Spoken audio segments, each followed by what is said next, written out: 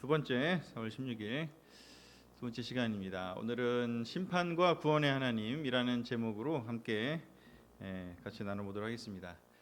이사야서 지난주에 이사야의 소명에 대해서 제가 그냥 1장부터 이렇게 순서대로 하지는 않고요. 지금 어떤 면에서는 역사적 순서를 오히려 더 그 기록된 1장 이렇게 장 순서가 아니라 실제적으로 일어났던 일 위주로 지금 제가 다시 좀 편집을 해서 얘기를 하고 있습니다. 심판과 구원의 하나님이라는 이야기가 이제 앞에 많이 나오는 이야기입니다. 자, 그래서 이 이사야가 하나님께 부름을 받고 예언자들이 주로 하는 게 바로 이거잖아요. 심판과 구원을 선포하는 거잖아요. 그래서 오늘날의 어떤 면에서는 우리들도 예언자의 역할을, 예언자라는 게 뭐 미래를 말한다 이런 뜻이라기보다는 하나님의 뜻을 전한다 이런 의미에서의 예언자 이렇게 되거든요. 그래서 하나님의 뜻을 얘기를 하시는데 하나님의 심판과 구원을 얘기를 하시는 장면이 나옵니다. 그 보면은 구약에 보면은 이렇게 어떤 시기에는 하나님께서 예언자를 세우셔서 말씀을 하시고 또 어떤 시기에는 또 아무런 말씀을 안 하시는 때도 있고 그런 상황이 벌어지는데, 특별히 이제 북이스라엘이 멸망하고 남유다가 멸망할 때 여기 나오는 그 예언자들을 대거 투입을 시키시고 대거 보내십니다. 대거 세우십니다. 그래서 뭐 호세아부터 아모스부터 해서 계속해서 보내시는 그 장면이 나오고, 그리고 이사야 또 예레미야 에스겔 이렇게 얘기를 하시는데, 그만큼 이제 어떤 특별한 시간대가 되었다라는 거죠. 아무 때나 예언자를 세우시지는 않는데 이렇게 특별한 시간대가 되었다는 거죠. 어떤 시간대가 되었나? 그 배경을 살펴보면 안 좋은 때가 되었다라는 거죠. 예언자들을 세우시는 때는 대체로 안 좋을 때 세우십니다. 그 유명한 엘리사라는 그 유명한 예언자가 있잖아요. 그들을 세우실 때도 보면 누가 그 당시에 왕비였죠? 그렇죠. 아합과 이세벨이라고 하는 희대에 아주 하나님을 무시하고 자기 멋대로 하는 그런 부부가 왕일 때 하나님께서 엘리야와 엘리사라고 하는 위대한 예언자를 세우시죠. 그냥 사람들이 평범하게 잘 살고 있으면 사실 예언자를 보낼 필요가 없죠. 하지만 이게 문제가 생길 때 영화적으로 얘기하면 이게 빌런이 등장할 때 영웅이 나타나는 것처럼 그렇게 되는 거죠. 마찬가지로 이사야가 등장할 시기는, 하나님이 왜 이사야를 부르셨을까?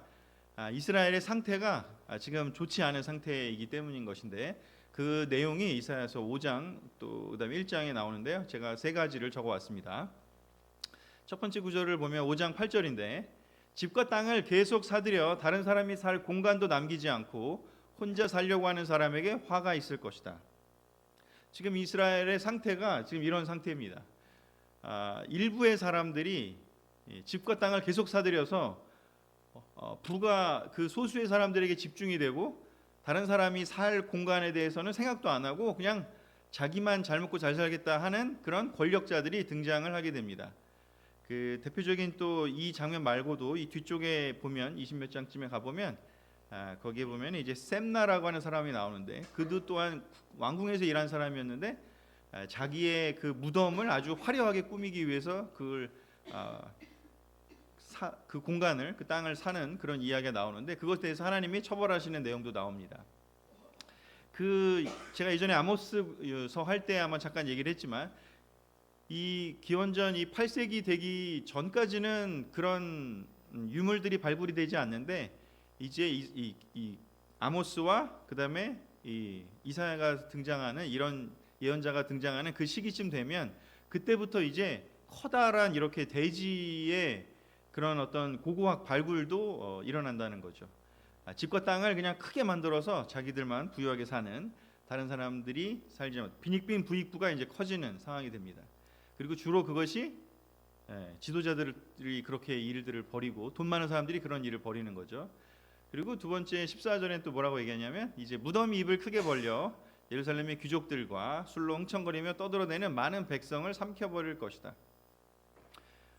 그 귀족들과 지도자들은 나라를 잘 인도해야 되는데 그들이 술로 흥청거리고 그냥 자기들끼리 즐기는 일에 연연을 하다 보니까 많은 사람들의 삶을 올바르게 돌보지를 않는 지경이 된 거죠.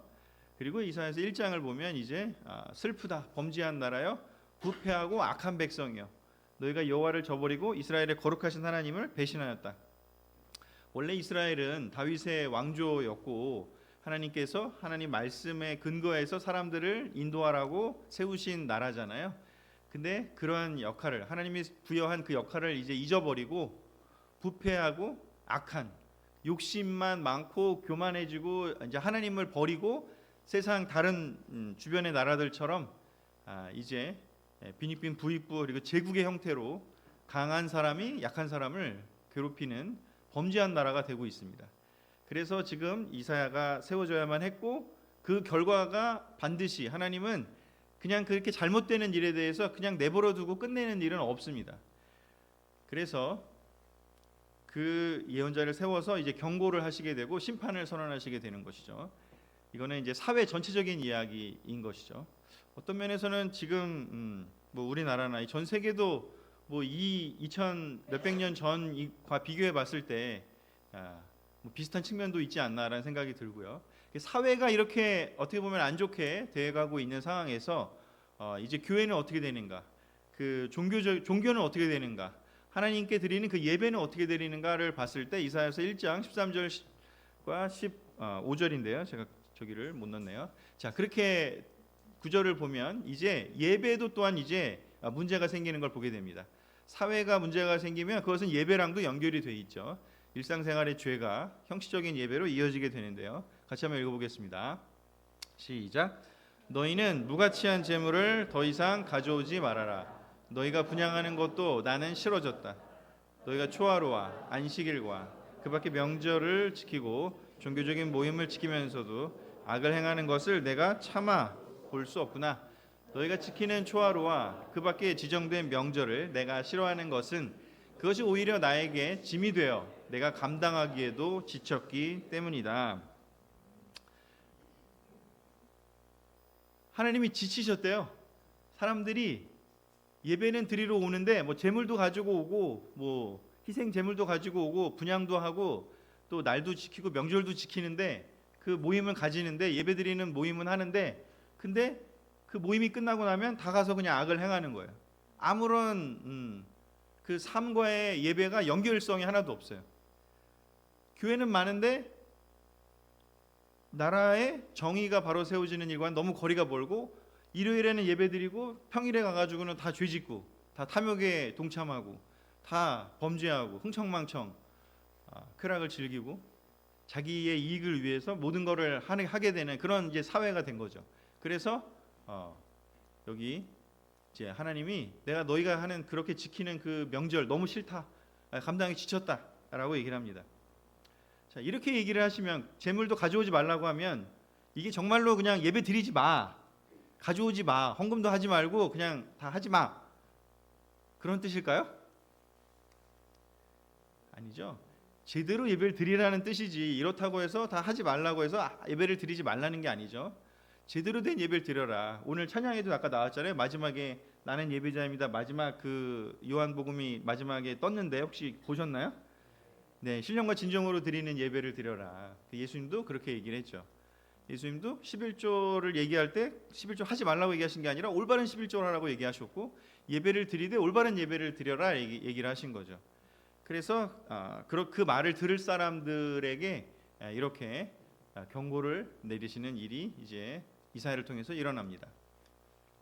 그런데 이 이야기를 들은 사람들이 어떻게 반응했는지가 또 이사야서에 등장하는데 28장 9절 10절 또 12절 13절에 보면 한번 같이 읽어보겠습니다.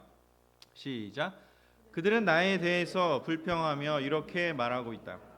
이 사람이 누구를 가르치려고 하는가? 우리가 이제 막 젖된 아이인가? 우리를 어떻게 보고 그렇게 가르치는가? 그는 우리에게 아주 간단하고 단순한 것을 가르치고 또 가르쳐 계속 같은 말을 하나하나 되풀이하고 있다.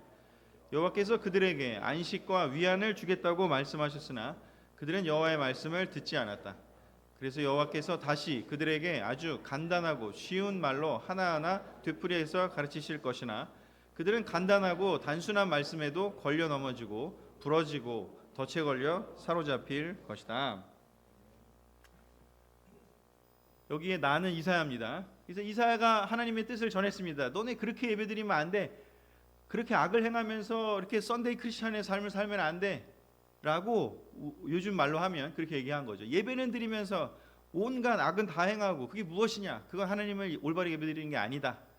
라고 얘기를 했더니 뭐라고 얘기를 하냐면 허허 야 이사야 네가 뭔데 감히 나를 가르치려고 해? 내가 뭐 애기야? 아이야? 네가 뭔데 우리를 어떻게 보고 그렇게 가르쳐? 아니 네가 가르치는 건 다 너무 초보적인 거야. 그리고 똑같은 말만 계속하잖아. 그게 뭐야? 나는 이 세상에서 지금 벌어지고 있는 더 세련되고 더 최신식의 지식을 알고 있고 더 이 나라를 인도하는 법을 내가 더 잘 알아라고 얘기를 하면서 이사야의 이런 가르침을 듣지 않습니다. 예배를 올바르게 드리라고 했는데도 사람들은 예배를 감히 나보고 내가 예배를 드린 게 얼만데라고 얘기를 하면서 오히려 듣지를 않습니다. 예배를 깨끗하게 하나님께 영광스럽게 하나님께 잘 드리자고 얘기를 하는 사람들에게 오히려 이제 그런 얘기 하지 마. 이제 나한테 그런 거 가르치려고 하지 마. 내가 모르는 게 아니야. 내가 알아서 할 거야. 라고 사람들이 교만이 싹트고 있고 이건 싹이 튼 걸 넘어서서 아주 지금 극단까지 간 것이죠. 그래서 이렇게 되면 하나님은 방법이 없습니다. 죄가 쌓이면 하나님은 그것을 해소하셔야 하는 것이죠.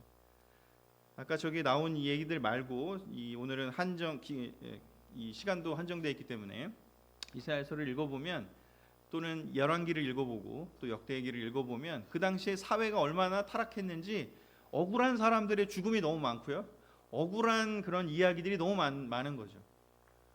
근데 하나님은 놀랍게도 그 억울한 사람들의 피해 값에 대해서 항상 성경은 얘기하잖아요. 그걸 다 듣고 있고 그 가인을 통해서 죽었던 그 아벨의 피가 땅에 묻혔을 때 땅이 하나님께 외쳤다 그래요. 땅이. 하나님은 자연과도 소통하실 수 있는 분이죠. 하나님 만드셨으니까. 사람들이 숨기려고 하지만 자연이 다 보고 있고 사람들이 벌인 그 죄에 대해서 자연이 고발합니다. 사람들이 만들어 놓은 그 범죄들이 하나님께 전달이 된 것이죠. 그리고 하나님은 그걸 듣고 기다리시고 회개하길 바라시지만 때가 되면 반드시 심판을 하실 수밖에 없는 것이죠. 그래서 이제 도저히 안 되겠구나. 하나님께서 공의로운 재판관이시기 때문에 하나님께서 심판을 선언하십니다. 이사야서 1장 24절 28절. 그러므로 너희는 전능하신 여호와 능력 있는 이스라엘 하나님이 하시는 말씀을 들어라. 내가 내 원수인 너희에게 복수할 것이니 너희가 더 이상 나를 괴롭히지 못할 것이다. 내가 너희를 용광로에 넣어 불순물을 제거하고 깨끗하게 할 것이며 그 후에는 내가 너희에게 이전처럼 지도자들과 지혜로운 조언자들을 줄 것이다. 그러면 예루살렘이 의롭고 신실한 성이라고 불릴 것이다. 그러나 거역하고 범죄하는 자들은 다 패망하고 여호와를 저버리는 자도 망할 것이다. 아멘. 하나님을 표현할 때 의로우신 재판관이다, 공의로우신 재판관이다라는 표현을 많이 합니다. 최근에 우리가 그 뉴스나 이런 걸 통해서 법원이 뭘 하고 재판장들이 뭘 하고 판사들이 뭘 하는지 너무 많이 학습이 되지 않았습니까?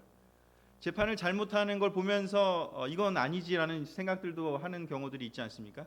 또 올바른 판결을 내리면 저 판사는 저렇게 판결하는 게 맞지라고 얘기했습니다. 하나님이 우리의 그 법 제도에 보면은 1심, 2심, 3심이 있잖아요.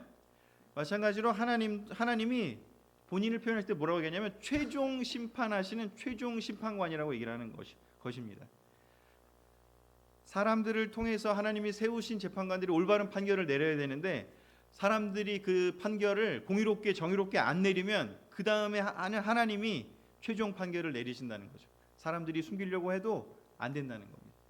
그래서 결국은 하나님이 선택한 백성이지만 하나님의 뜻을 따르지 않을 때에는 어떻게 하시는지 두 가지의 방법을 통해서 심판을 이루어내십니다.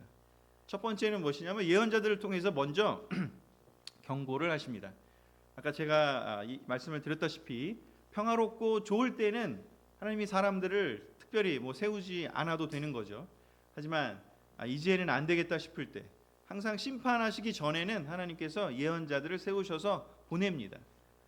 그래서 그들에게 이야기를 했을 때 들은 사람들은 구원을 받을 것이고 듣지 않은 사람들은 이제 심판의 결과를 맞닥뜨리게 되는 것이죠. 그리고 또 하나는 뭐냐면 세상의 것들을 또 사용하십니다. 대표적인 게 이제 이 부분에 있어서는 이제 국가적 차원의 심판이다 보니까 아시리아나 바빌로니아나 페르시아라고 하는 주변 나라들을 선택해서 사용하십니다. 하나님은 교회 안에만, 하나님은 이스라엘 안에만 계신 분이 아니라 온 세상의 하나님이시잖아요. 그래서 하나님은 다른 나라들도 사용하실 수 있어요. 근데 차이는 뭐냐? 예언자를 사용하시는 것과 이 아시리아나 바빌로니아 페르시아를 사용하는 것과는 차이가 있는데 뭐냐면 예언자는 하나님의 뜻인지 무엇인지 알고 사용되는 존재이고요. 아시리아나 바빌로니아 페르시아는 하나님이 누구인지 하나님이 어떤 뜻인지는 모르지만 하나님께 사용되는 존재인 것이죠. 그 차이가 있습니다. 그래서 예언자의 경고를 듣고 잘 받아들이면 참 좋겠는데, 그래서 이제 이 예언자를 세우셨고 이사야가 그 말씀을 들었죠. 너무나 두렵고 떨리는 얘기, 지난주에 우리가 본 것처럼 이사야를 부르셔서 세우셔서 가서 전하라고 얘기를 하셨죠. 그때 예언자 이사야의 태도는 무엇이냐? 이사야 8장 16절 17절에 같이 한번 읽어볼까요? 시작. 내 제자들아, 너희는 하나님이 나에게 주신 말씀을 소중히 간직하라. 이제 여호와께서 자기 백성을 외면하셨으나 나는 그를 나의 유일한 희망으로 삼고 신뢰하겠다. 아멘. 모든 예언자들이 비슷한 반응을 했지만 이사야는 조금 한 단계 더 나가서 본인만 결정한 게 아니라 본인과 함께 그 일을 할 제자들을 선택을 합니다. 마치 예수님이 12제자들을 선택하시고 다른 사람들을 끌어들여서 같이 그 일을 하신 것처럼 이사야는 이사야의 제자들을 끌어들여서 하나님이 나에게 주신 말씀을 나만 알고 끝날 게 아니라 너희들도 같이 전해라, 너희들도 간직해라 라고 얘기를 합니다. 그리고 이제 여호와께서 자기 백성을 외면하셨고 심판하시 결정하셨으나 나는 하나님을 유일한 희망으로 삼고 끝까지 하나님에 대한 신뢰를 놓지 않겠다라고 얘기를 하면서 대다수가 지금 하나님을 떠난 상황인데 아주 소수의 사람들이지만 이사야와 그 제자들은 하나님의 말씀에 반응하고 하나님의 명령에 순종해서 사람들에게 그 심판과 구원의 이야기를 전하겠다라고 결정을 합니다. 그런데 제가 좀 아까 말씀드렸던 것처럼 하나님이 쓰시는지를 모르지만 하나님께 쓰이는 이 아시리아, 결국은 아시리아를 통해서 북이스라엘을 멸망시키셨고 바빌로니아를 통해서 또 남유다를 멸망시키시잖아요. 그 죄진 사람들을 억울하게 사람들을 죽이고 또 억울하게 막 사람들을 괴롭히고 했던 그 사람들을 하나님은 다 벌을 내리시는 거죠. 오늘이 4월 16일입니다. 오늘 세월호 사건이 벌어진 지 11주년입니다. 사회가 안 좋은 것들이 무엇인지 바로 이렇게 억울한 죽음이 일어나면요, 그건 하나님에게 사무칩니다. 사실 저는 걱정이 돼요. 그래서 우리나라에도 이렇게 억울한 죽음들이 많이 일어난다는 것은 항상 하나님의 심판이 다가올 수밖에 없는 거기 때문에 억울한 죽음들이 일어나지 않도록 해야 되고, 억울한 죽음이 일어났다면 그것을 잘 위로하고 잘 해결해야 되는 것이 이 사회가 해야 될 일입니다. 근데 그렇게 하지 못할 때는 하나님께서 이 사회를, 그 공동체를, 그 국가를 벌을 하십니다. 바로 아시리아를 통해서, 다른 나라들을 통해서라도 그렇게 하시죠. 이사야서 8장 5절 7절 12절에 보면 아시리아를 사용을 하십니다. 근데 이 아시리아는 다른 생각을 하죠. 여호와께서 말씀하셨다. 아시리아는 내 분노의 막대기며 그 군사력은 이 백성을 벌할 나의 무기이다. 내가 그를 보내 나를 노하게 한 나라를 치고 그 백성을 약탈하며 거리의 먼지처럼 짓밟아 버리려고 하였다. 그러나 아시리아 황제는 내 뜻을 알지 못하고 다른 생각을 가지고 세계를 정복할 계획을 세우며 이렇게 말하고 있다. 그러므로 내가 시온산과 예루살렘에서 하고 있는 일을 다 마치면 아시리아 황제의 교만과 자랑에 대하여 그를 벌할 것이다. 아멘. 다 오프라인 상태인 것 같아요. 누군가에게 연락하시려면 제게 알려주세요. 제가 얘를 껐던 것 같은데 왜 갑자기? 이거 꺼야 되는데.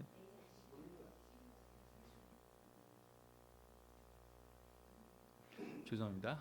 자, 그래서 하나님은 아시리아를 사용해서 이스라엘을 벌하시기로 결정하셨습니다. 하지만 그렇다고 해서 아시리아가 옳다는 건 아니잖아요. 근데 아시리아는 그걸 모르니까, 예언자는 하나님의 뜻을 알았으니까 예언을 하지만, 그렇다고 해서 본인이 막 교만하게 하나님의 자리에 올라가서 막 이렇게 예언자 활동을 하면 아마 그것도 위험하겠지만, 예언자는 겸손하게 하나님께 받은 말만 그대로 전해야 되는 사명이 있는 것이죠. 하지만 아시리아는 하나님께 사용되는 것을 넘어서서 하나님이 자기를 사용하는 것을 모르기 때문에 자기가 잘난 줄 알아서 자기의 제국의 그 힘을 자랑스럽게 여기면서 내가 세계를 제패했다 그러면서 이제 하나님이 그걸 허락했기 때문에 가능하다는 걸 모르니까, 그래서 아시리아 황제는 하나님의 뜻을 알지 못하고 다른 생각 가지고 세계를 정복할 계획을 세우며 자기를 너무나 높이는 일을 벌인 거죠. 그랬기 때문에 그 하나님께서 아시리아를 어떻게 해요? 시온산과 예루살렘에서 하고 있는 일을 다 마치면, 즉 먼저 벌해야 될 그 북이스라엘과 남유다를 처벌하고 나면, 그 도구로 사용한 후에는, 그 다음에는 아시리아 황제의 교만과 자랑에 대해서 그를 벌할 거라고 이야기를 하십니다. 하나님께 쓰인다고 해서 항상 모든 그 영광이 그대로 유지되는 게 아니라는 것이죠. 하나님께 쓰인다고 할지라도 그가 그걸 모르고 교만하게 하나님의 권능을, 하나님의 주권을 인정하지 않고 자기가 더 높아지게 된다면 결국은 그 대가는 또한 치러지게 되는 것이죠. 그래서 하나님께서 이사야를 통해서 이렇게 경고를 하시고, 그리고 또 아시리아를 통해서 이들을 멸망하게 하시고 처벌하게 하시고 그 모든 일을 행하시는 이야기를 이사야서에서 여러 번 얘기를 합니다. 자, 그리고 그렇다면 이렇게 벌하시기만 하는 것인가?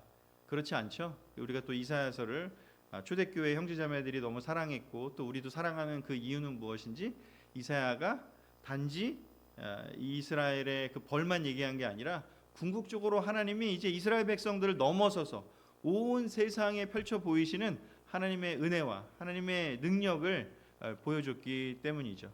이사야서 9장 1절에서 2절 그리고 6절 7절, 좀 작긴 하지만 그래도 한번 같이 읽어보겠습니다. 시작. 그러나 고통당하는 자들에게 언제나 절망과 어두움이 계속되는 것은 아니다. 스불론 땅과 납달리 땅이 한때는 하나님의 멸시를 받았으나 앞으로는 지중해 동쪽 요단강 서쪽의 이방 사람들이 사는 갈릴리가 영화롭게 될 것이다.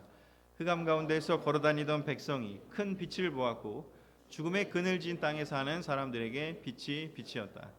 한 아기가 태어났으니 우리에게 주신 아들이다. 그가 우리의 통치자가 되실 것이니 그 이름은 위대한 스승, 전능하신 하나님, 영원히 계시는 아버지, 평화의 왕이라 하리라. 그의 왕권은 한없이 신장되고 그의 나라는 언제나 평화로울 것이며 그가 다윗의 왕위에 앉아 그 나라를 굳게 세우고 공정함과 의로움으로 영원히 다스리실 것이다. 전능하신 여호와의 열심이 이것을 이루리라. 아멘. 다윗을 세워서 이스라엘을 하나님의 뜻대로 공의와 정의로 통치하는 그 나라를 세우고 싶어 하셨습니다. 그런데 그들의 후손인, 그 다윗의 후손인 그 왕들은 결국은 하나님의 뜻대로 하지 않고 세상의 방식대로 하고, 지난번에 본 것처럼 아하스나 그런 뒤에 나오는 그 시드기야까지 이어지는 그 왕들이 결국은 하나님의 뜻대로 다윗처럼 하지 않았기에 하나님은 이제 그들을 망하게 합니다. 이제 끝을 내버리십니다. 그리고 바빌로니아로 포로로 끌려가게 하시고 그 왕조를 이제 멈추십니다. 그리고 나서는 이제는 이스라엘이라는 나라를 통해서는 하나님이 그 일을 이루실 수 없다 해서 추가적인 예언을 하시죠. 그게 누구냐? 바로 예수님에 대한 예언을 하시는 것이죠. 이제 이스라엘 그 왕조를 통해서, 나라를 통해서는 안 되지만 이제 하나님을 통해서 하나님 직접 오셔서 이 한 아기가 태어났으니 그가 진정한 왕이 될 거라고요. 그래서 직접 하나님께서 세상에 하나님의 뜻을 알리고 이제는 그 나라가 아니라 교회라고 하는 놀라운 새로운 방식으로 하나님의 나라를 만들기로 결정을 하십니다. 예루살렘을 세웠지만 그 놀라운 예루살렘이 죄의 소굴로 변했더니 그럼 그 결과로 예루살렘을 없애버리십니다. 그리고 여기서 뭐라고 얘기해요? 아무도 사람들이 멸시하고 사실은 사람들이 관심도 없었던 갈릴리 땅이 오히려 영화롭게 될 거다라고 예언을 하게 됩니다. 예전에는 무시받던 곳이 이제 새롭게 하나님의 뜻이 벌어지는 놀라운 기적이 벌어질 거라는 것이죠. 그 당시 사람들이 상상이나 했겠습니까? 예루살렘이 아니고서 어떻게 저 갈릴리 땅에서 놀라운 일이 벌어질 거를, 저 미천하고 저 보잘것 없어 보이는 저 곳에서 하나님의 능력이 발휘될 것을 상상이나 했겠습니까? 하지만 하나님은 그런 계획을 세우시는 분이죠. 그 갈릴리 땅에서 예수님을 태어나게 하시고 자라나게 하시고 베들레헴에서 태어나셔서 갈릴리로 가셔서 활동하게 하시고 그를 통해서 하나님이 올바른 하나님의 나라를 세우게 하셨고 우리는 지금 예수님이 세우신 그 하나님의 나라에 우리는 들어와 있는 것이죠. 얼마나 이 위대한 여정에 우리가 이 예언에 우리가 지금 동참을 하고 있는 것이죠. 그리고 이 교회는 이 예수님이 세우신 이 하나님의 나라는 무엇으로 통치하느냐? 공정함과 의로움으로 영원히 다스려져야만 합니다. 세상은 아무리 죄가 많고 욕심이 많고 범죄가 많은 곳이라 할지라도 교회는 공정함과 의로움으로 하나님이 다스리시는 곳이 되어야 할 것입니다. 그것을 예언하셨고 그것을 이루셨고 전 세계에 보냈습니다. 그러나 이스라엘이 멸망한 것처럼 교회도 만약에 하나님의 뜻대로 안 하고 다시 범죄의 소굴로 들어간다면 하나님은 또한 그 교회조차도 또한 이스라엘처럼 또 무너뜨리고야 말 것이고 심판을 하실 것입니다. 이사야서 12장 1절에 4절에서 보면 찬양, 그 남은 자들이 찬양을 하게 될 거라고 이사야가 또 한 번 환상 속에서 예언을 하게 됩니다. 남은 자들이 심판받고 다 무너지고 나지만 하지만 그 중에도 하나님께서 구원하실 사람은 구원하시잖아요. 아까 이사야와 그 제자들이 하나님 말씀대로 그 어려운 환경 속에서도 믿음을 지키고 하나님의 뜻대로 살려고 했던 그 사람들 중에 남겨진 사람들을 통해서 하나님은 다시 그 하나님의 뜻을 이루어 가십니다. 그래서 그 남은 자들은 이런 찬양을 불렀다고 할 거라고 이사야가 예언을 하는데 같이 한번 읽어보겠습니다. 시작. 그때 사람들은 이렇게 노래할 것이다. 여호와여, 내가 주를 찬양합니다. 전에는 주께서 나에게 분노하셨으나 지금은 나를 위로하십니다. 하나님은 나를 구원하시는 분이시니 내가 그를 신뢰하고 두려워하지 않으리라. 여호와 하나님은 나의 힘이시며 노래요 내 구원이 되셨네. 그러므로 사람들이 구원의 우물에서 기쁨으로 물을 기르리라. 여호와께 감사하라. 그의 이름을 부르라. 그가 행하신 일을 온 세상에 알리며 그의 위대하심을 선포하라. 아멘. 오늘 저는 장균이 형님의 그 웰컴을 들으면서 너무 격려가 많이 됐습니다. 제가 이 준비한 내용대로 이 찬양에 합당한 삶을 오늘도 살고 이 자리에 오셨음에 너무 감사를 드리게 되는 것 같습니다. 본인이 만나시는 그 한 명에게 어떻게 한 명 한 명의 사람들에게 어떻게 보면 하나님의 격려를 나눠줄까 고민하시는 그 이야기가 너무 큰 격려가 되었습니다. 마찬가지로 우리 형제자매 여러분들, 우리가 큐티하고 또 어찌됐건 우리가 속한 세상에서 사회에서 우리가 하나님의 뜻대로 정의롭게 죄짓지 않고 의로운 그 마음을 지키면서 하나님의 뜻대로 살려고 얼마나 노력하면서 지내고 계십니까? 굉장히 쉽지 않다는 것을 저도 알고 있습니다. 그러나 이 찬양을 여러분들이 하루하루 부르시면서 그 삶을 살고 계시다는 것을 저는 믿습니다. 근데 그 결과로 하나님께서는 지금 일시적으로 사람들이 자기들 멋대로 그렇게 죄지면서 사는 것이 잘 사는 것 같아 보이고 뭐 떵떵거리며 사는 것 같지만 그렇지만 긴 안목에서 봤을 때 하나님의 역사의 관점에서 봤을 때 하나님의 심판은 반드시 이루어집니다. 또한 하나님의 구원도 반드시 이루어집니다. 심판의 메시지도 있지만 항상 심판이 메시지가 있을 때 항상 반대쪽에 무엇이 있느냐? 구원의 메시지가 있습니다. 여러분들이 그 구원의 메시지를 듣고 반응하셔서 지금까지 신실하게 이렇게 살고 계신 것처럼 하나님은 늘 소돔과 고모라로부터 아브라함과 그의 가족들을 구원하셨습니다. 죄가 가득한 세상이 있었을 때 물로 심판하실 때 하나님은 노아를 구원하셨습니다. 죄가 가득한 세상이 됐을 때 하나님은 예수님을 보내셔서 제자들을 만드셨고 그 제자들을 통해서 교회를 이루시게 하시고 순교에 너무나 핍박의 그런 어려운 일을 겪었지만 그들을 끝까지 신실하게 인도하셨고 그들을 구원하셨습니다. 여기에 계신 한 분 한 분이 저는 그런 삶을 살고 계시고 그런 동역자임에 너무 감사를 드리고 우리가 세상을 볼 때 심판의 그 메시지를 전할 수도 있지만 우리를 볼 때 이렇게 신실한 하나님을 구원하시는 그 하나님께 감사하는 마음을 가지면서 또 이런 예언서들을 보면서 실제로 과거에 이렇게 벌어졌잖아요. 근데 지금 우리가 사는 세상도 저는 사실 너무 두렵습니다. 우리나라에 너무나 많은 억울한 죽음들, 억울한 외침들이 일어나는데 이 사회가 그런 것들을 적절히 해결하지 않는 모습들을 볼 때 너무 두렵습니다. 하나님이 심판을 하실 거거든요. 그때 교회는 빛과 소금의 역할을 끝까지 해야 된다고 저는 믿습니다.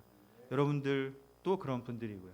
그렇게 되기를 끝까지 함께 하나님의 구원에 끝까지 신실하게 가기를 바라면서 오늘 말씀을 마치겠습니다. 감사합니다.